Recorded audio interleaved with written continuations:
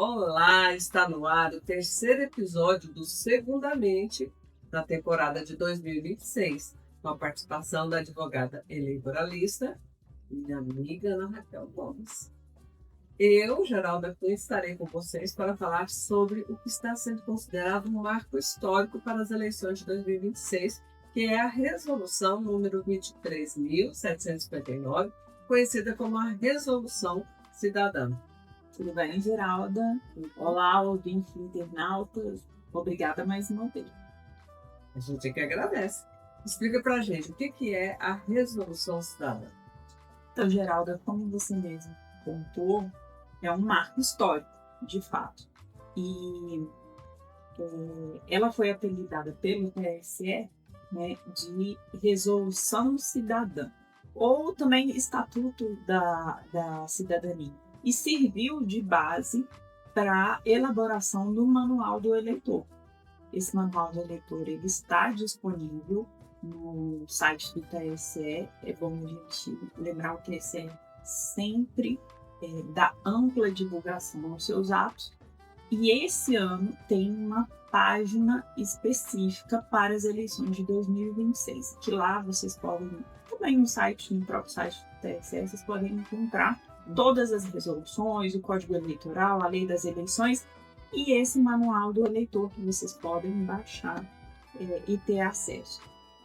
O Manual, então, do Eleitor foi baseado nessa resolução, que é a 23.759 desse ano, e tem 13 capítulos. E a gente pode dizer que é assim, compêndio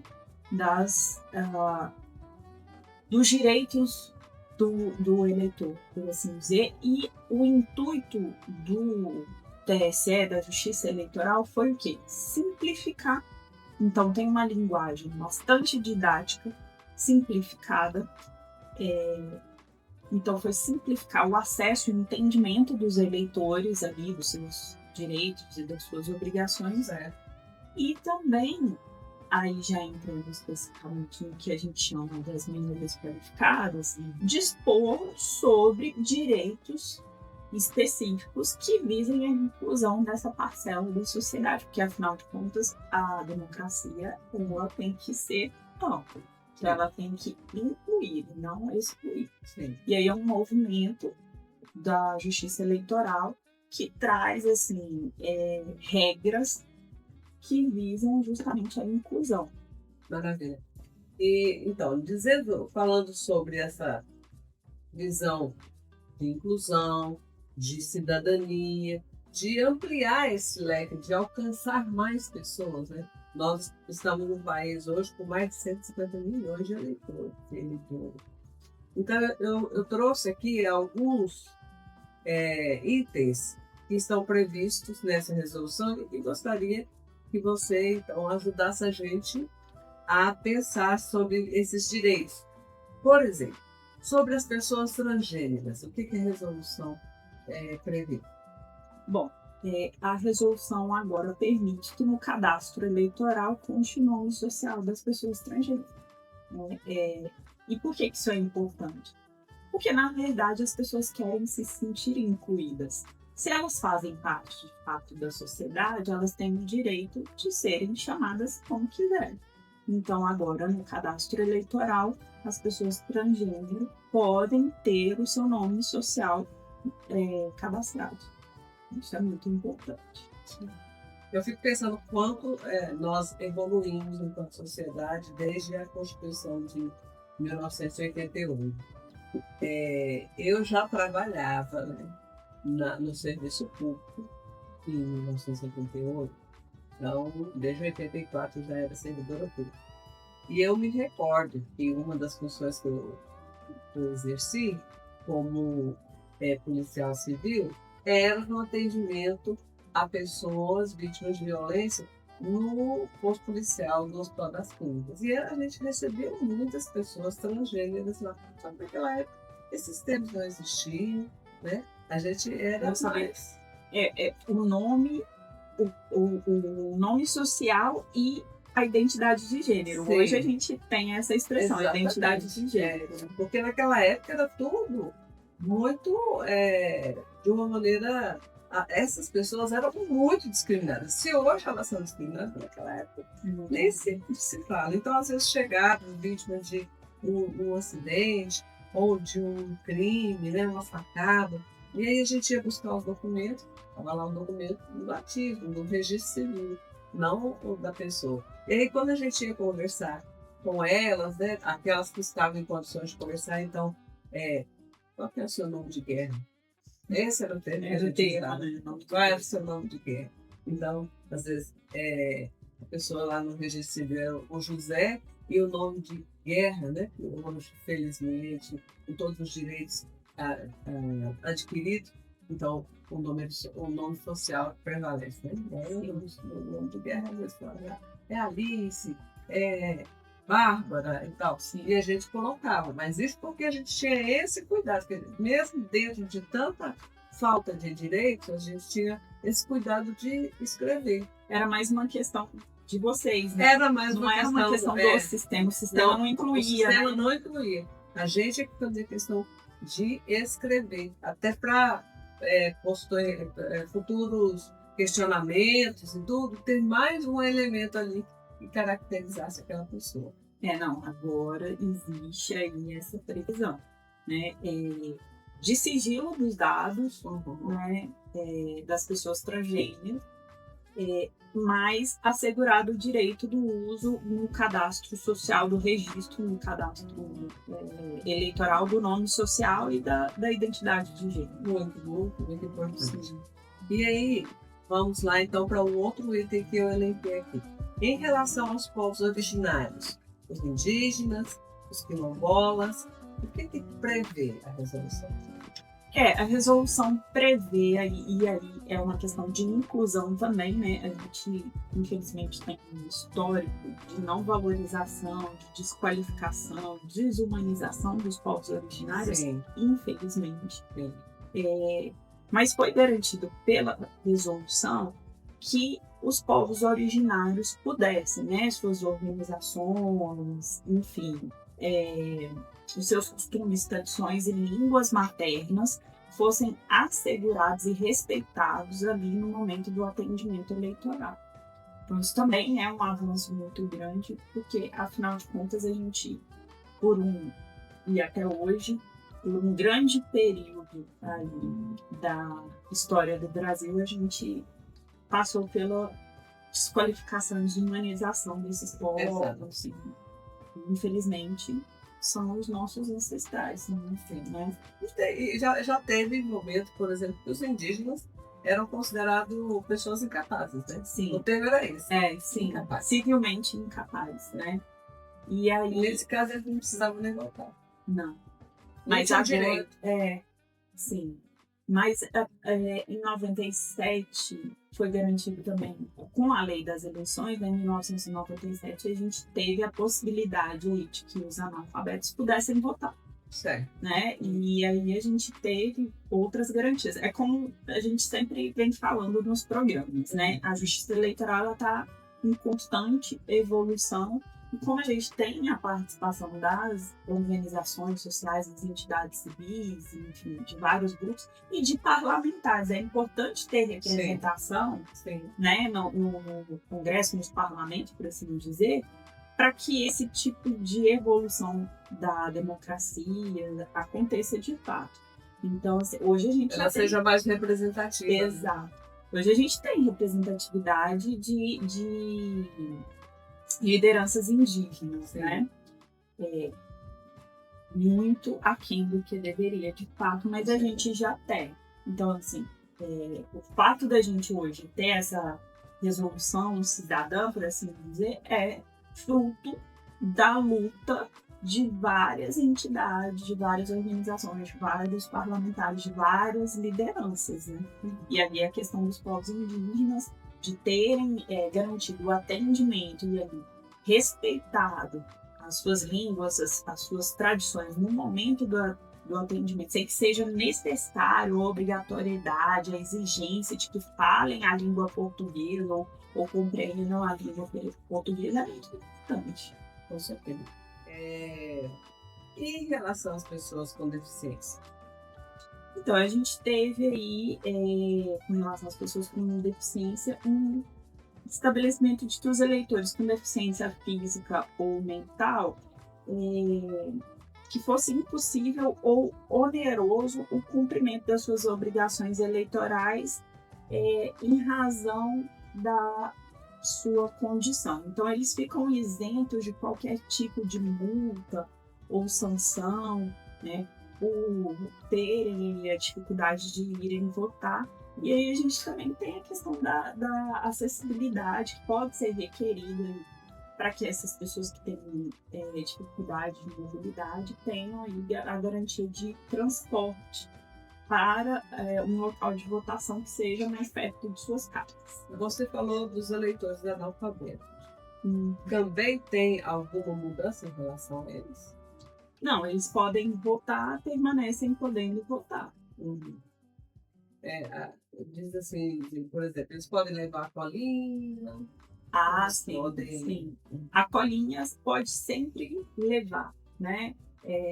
Tem os santinhos, lembrando que o derrame de santinhos é vedado. Sim. E gera multa mesmo para candidato, né? Às vezes tem até um grande problema, que um adversário vai lá e esparra no santinho do coleguinha.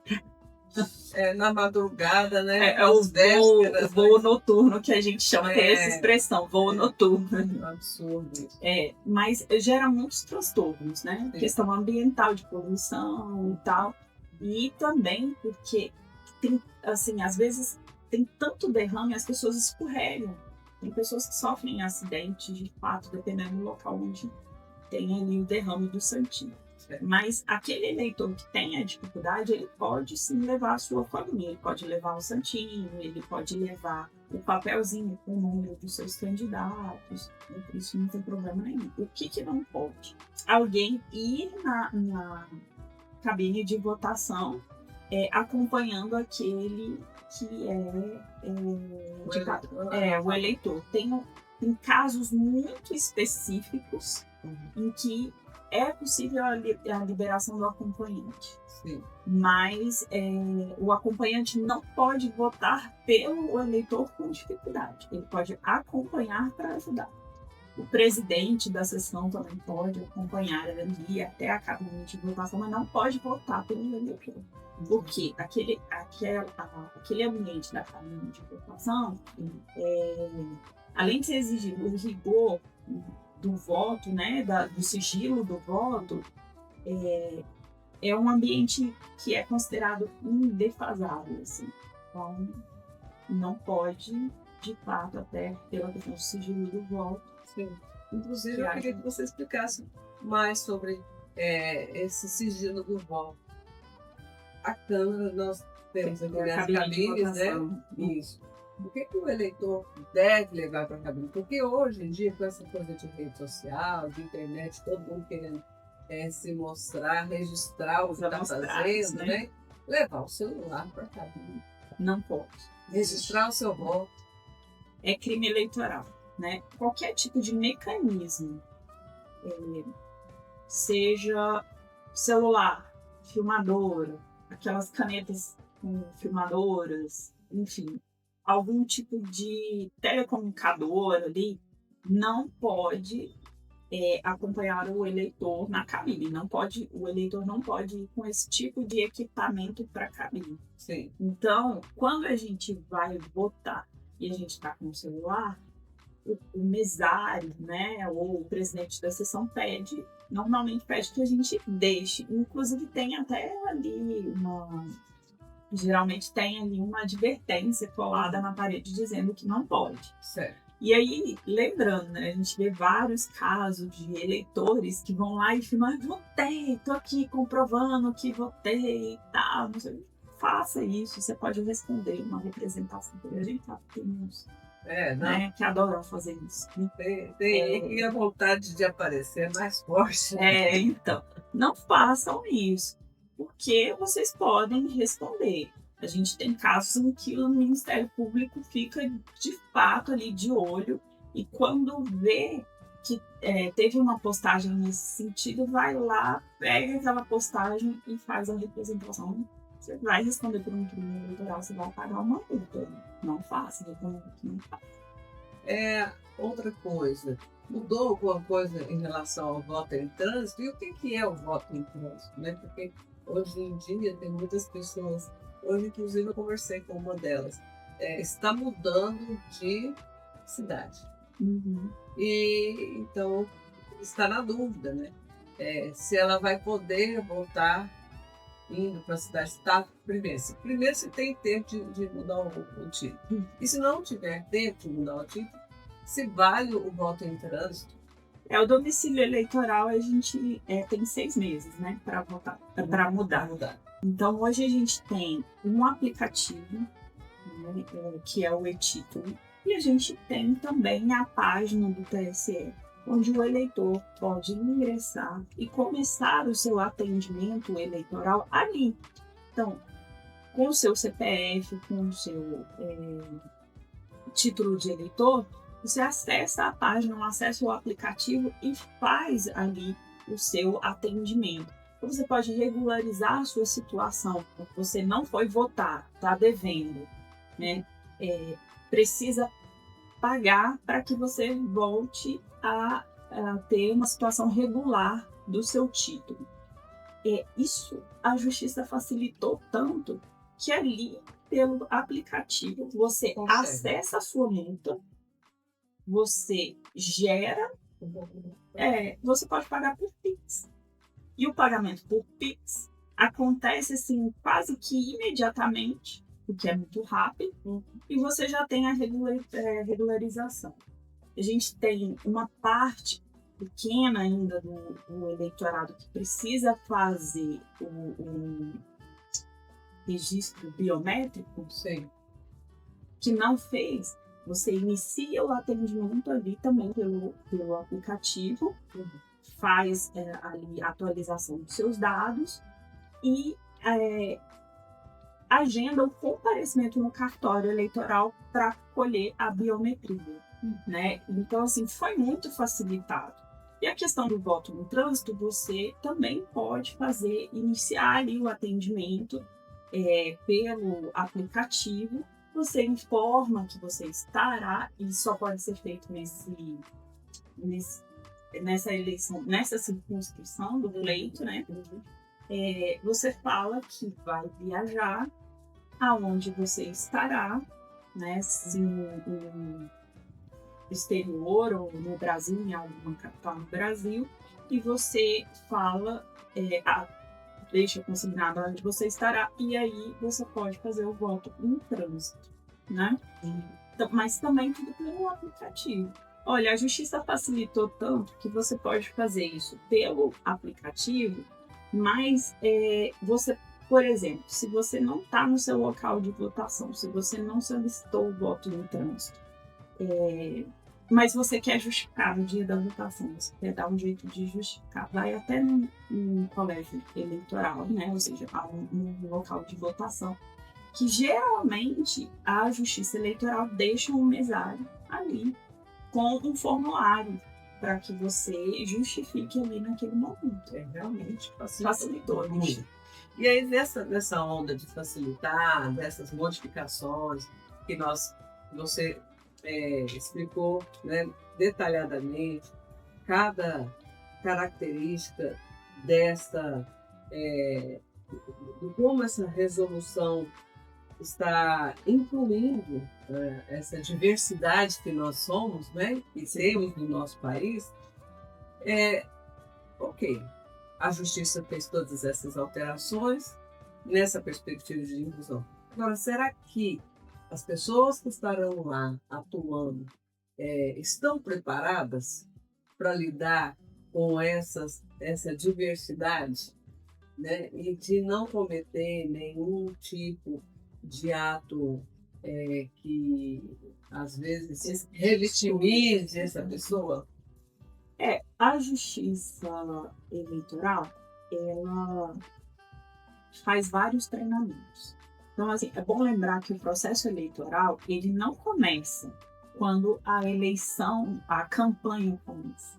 Ele começa muito antes. Ele começa, então, esse ano, 2026, teremos as eleições, o processo eleitoral se iniciou no ano passado. Tanto que, se a gente pegar a resolução do calendário eleitoral, a gente vai ver que tem atos previstos desde 2025. O processo eleitoral é longo, é extenso. Então, a gente tem o calendário eleitoral, ele não começa na campanha, ele começa muito tempo antes, né? Muito antes. Então, assim, a Justiça Eleitoral faz treinamento de juízes e promotores que atuam, porque a gente não tem um corpo de julgadores específicos e permanente do TRE, né? A gente tem juízes que respondem no período eleitoral como juízes eleitorais. A gente tem os desembargadores eleitorais que ficam no período previsto na legislação como desembargadores eleitorais. Certo. Assim como a gente tem... Por isso que a gente vê uma rotatividade nos ministros do TSE também. Por exemplo, nas eleições passadas, era o Alexandre de Moraes que estava à frente? Sim. Hoje é o André? Não, Marcos Nunes. Marcos Nunes, Então a gente tem essa rotatividade, porque a gente não tem um corpo permanente, não existe. Igual a gente tem concurso para juiz federal, concurso para juiz estadual, a gente não tem concurso para juiz eleitoral. Né? Então, quem é juiz eleitoral é quem é juiz estadual, é quem é juiz federal, é desembargador eleitoral também, é quem é da Justiça Estadual, que é da Justiça Federal, que é do Ministério Público Federal. Eles são eleitos advogados, são nomeados. Pelos seus pares. Sim. Aliás, Geraldo, nós temos pela primeira vez na presidência do TRE Goiás uma mulher, que é a doutora desembargadora Elizabeth Maria da Silva. Legal, hein? É uma conquista, né? Para nós mulheres. A gente precisa valorizar muito, porque a área do judiciário também é uma outra área que carece de mulheres. Não, espaço de poder. Espaço de poder, exatamente. Mas o nosso terceiro episódio está chegando já no final e a Ana Raquel nos presenteou com uma caneta personalizada e está escrito assim: ela, advocacia eleitoral para mulheres. Olha que linda a caneta. Então, quero saber mais sobre ela, o que é a ela nesse caso aqui? Então, a ela é um projeto que a gente desenvolveu junto com a doutora Manuela, que era presidente da BNCJ Nacional e também ela permanece até, se não me engano, no final deste ano como presidenta da federação. E a gente desenvolveu esse projeto que é voltado especificamente para mulheres pré-candidatas e candidatas, né? E esse projeto, ele iniciou agora, mas futuramente a gente quer fazer formação política para as mulheres, mas nesse momento, especificamente, a gente faz uma atuação jurídica especializada e exclusiva para mulheres. É interessante porque a política é ainda um grande desafio para as mulheres. É um campo muito difícil para a atuação das mulheres, né? A briga lá por espaço de poder e por fazer prevalecer o seu discurso e todo aquilo que rodeia, né, aquele espaço, faz com que muitas mulheres, inclusive, não queiram participar desse ambiente político. Eu acredito que essas formações e essas iniciativas, elas podem ajudar muito as mulheres a conhecer os seus direitos, a conhecer o seu potencial, a ter mais assertividade, segurança para atuar no campo da política partidária. Eu acredito que é uma iniciativa que tende a render bons frutos. Assim, espero, Geraldo. Eu acho que você foi muito assertiva. Informação é poder, né? Sim.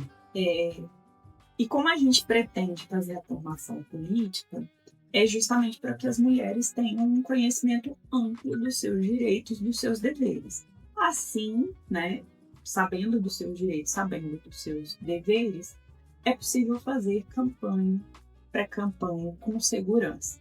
E a nossa atuação enquanto advocacia especializada e exclusiva para as mulheres é justamente pensando em defesa e direitos das mulheres que têm, assim, as suas particularidades em relação às campanhas masculinas. Maravilha. Você falou da doutora Manuela, que é da ABMCJ. A ABMCJ é a Associação Brasileira das Mulheres de Carreira Jurídica. Ok. Importante também a gente falar que é uma associação que já existe há muitos anos. Né? Há bastante tempo. A gente tem a ABMCJ nacional e a gente tem a ABMCJ nos estados. Goiás, inclusive, a gente tem uma forte atuação. É isso, gente. Nosso Segundamente está chegando ao final. Lembrando que este é um projeto da Associação Mulheres na Comunicação e que tem na produção Bruna Porto, Taikena, nos trabalhos técnicos o Paulo Pacheco e eu, Geralda Cunha, na apresentação. Quero agradecer mais uma vez a você pela disponibilidade de estar aqui com a gente. Eu que agradeço, para mim é uma honra e uma grande satisfação. Gosto muito.